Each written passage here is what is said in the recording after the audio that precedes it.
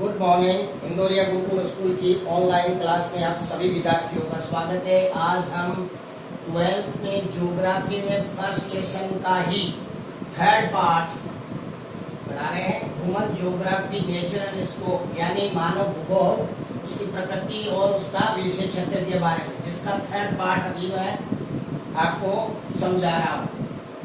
सबसे पहले third part में आता है नेचर ऑफ ह्यूमन ज्योग्राफी, यानी मानव भूगोल की प्रकृति क्या है भाई, यानी मानव भूगोल किस विषय के बारे में बताता है। तो man made things which are seen on earth are study in human geography. इस पृथ्वी पर जितनी भी मानव निर्मित आकृतियां दिखाई आपको देती हैं, उन सब मानव निर्मित दृश्यों को या उन आकृतियों का अध्ययन ही मानव भूगोल करता है। Human activities are central point in this nature of the subject, यानी मनुष्य क्रियाकलाप ही इस मानव भूगोल की केंद्र बिंदु है। यानी मनुष्य अपने जीवन में क्या क्या करता है, कैसे माहौल में रहता है, कैसे वातावरण में रहता है, क्या खाता है, उसका ऑक्यूपेशंस क्या है, उसका इकोनॉमिक कंडीशंस कैसी है, उसकी कल्चर एक्टिविटीज क्या है, उन सब के बारे में अध्ययन यानी संपूर्ण अध्ययन मनुष्य का ही मानव भूगोल का उद्देश्य है। Where, when and how does human activities took place are geographical activity, यानी visions point they show the nature of human geography। मनुष्य की क्रियाकलाप यानी मनुष्य का विकास कहाँ, कब, कैसे हुआ, इन सब बातों का ज्योग्राफिकल दृष्टि से यानी भौगोलिक दृष्टिकोण से दर्शाना या प्रकट करना ही प्रकृति है, जिसकी मानव भूगोल की प्रकृति है, यानी विषय क्षेत्र है, इसका नेचर है। यानी इस मनुष्य का जितनी भी कल्चर एक्टिविटीज हुई है, चाहे वो आर्थिक हो, चाहे वो सामाजिक हो, चाहे वो सोशल हो या एनिमेटिक हो, यानी जो भी एक्टिविटीज उसने की है वो कहाँ हुई, कब हुई और कैसे हुई, उनका भौगोलिक दृष्टिकोण से प्रतिष्ठित करना ही विषय है मानव भूगोल का। मानव ज्योग्राफी रिमाइनिंग सेंट्रलाइज और ecology adjustment of different regions and religion constructions क्या करती है, ह्यूमन ज्योग्राफी सेंट्रलाइज करती है अलग अलग यानी कि अलग अलग विभिन्न क्षेत्रों के पारिस्थितिक संयोजन और क्षेत्रीय संगठन पर बहुत बड़ा ध्यान केंद्रित करती है कि भाई इनकी पारिस्थितिक संयोजन का मतलब है कि प्रकृति के जीवित और निर्जीव पदार्थों में आपस में आदान प्रदान कैसा होता है, उसके बारे में एडजस्टमेंट करती है। It is analyse is human geography that the change are brought about by human groups residently in any regions in environment, how to their change take place and how they use environment for their economy, social and cultural development।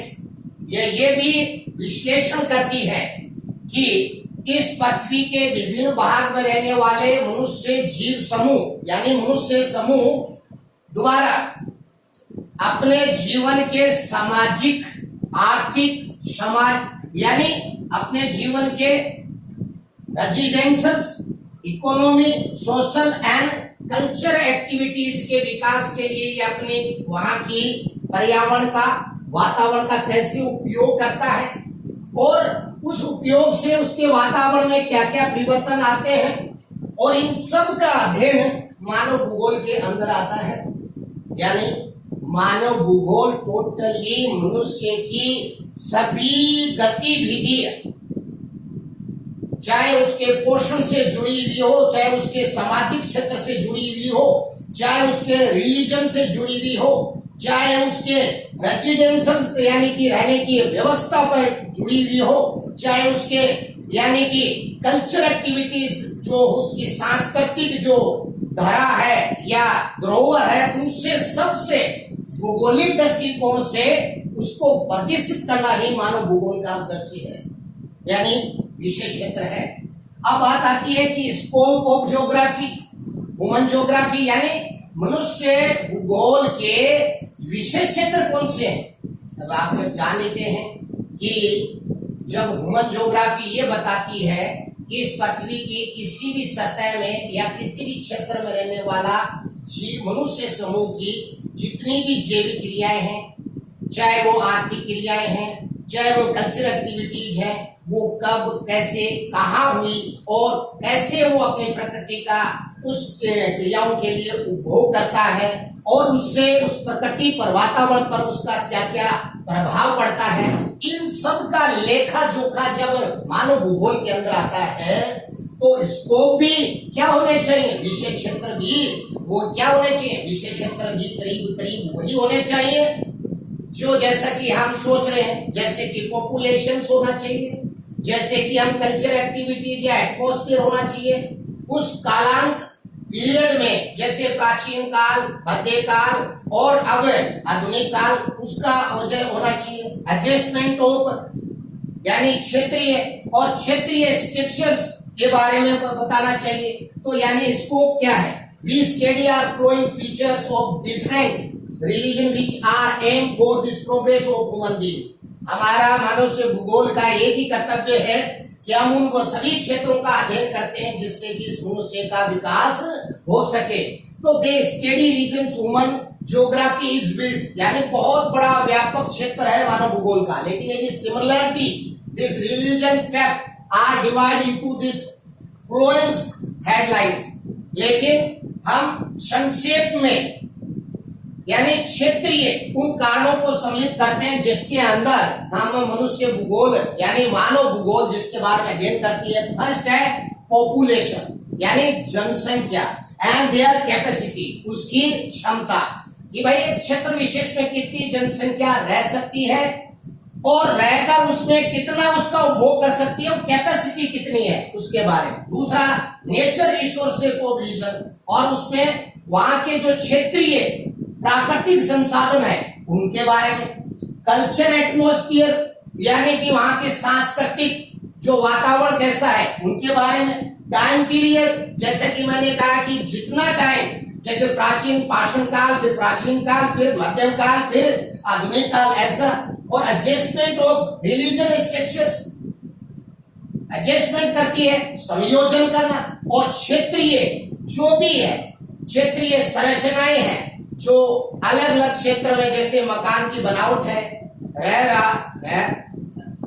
रख रखाव है, वो अलग अलग क्षेत्रों का अलग अलग है। कुछ पहाड़ी लोग पहाड़ी क्षेत्र जैसे मकान बनाते हैं, स्लोप जैसे, और कुछ प्लेन वाले कुछ डिफरेंट प्रकार के मकान बनाते हैं और उनकी तस्वीर भी डिफरेंट डिफरेंट टाइप की होती है। तो ये जो एडजस्टमेंट करता है रीजन यानी क्षेत्रीय जो आकृति है, क्षेत्रीय स्थिति है उसके अनुसार। और रिलेशन विद अनदर रीजन्स यानी एक क्षेत्र का दूसरे क्षेत्र के लोगों से कैसा पारस्परिक संबंध जोड़ के रखने का अध्ययन भी मानव भूगोल के अंदर आता है। तो आज हम केवल इतना ही बताएंगे। नेक्स्ट वीडियो में हम नव निश्चिततावाद यानी ग्रिफिथ टेलर का उसमें यानी संक्षेप लेंगे। तो आज के लिए थैंक्स।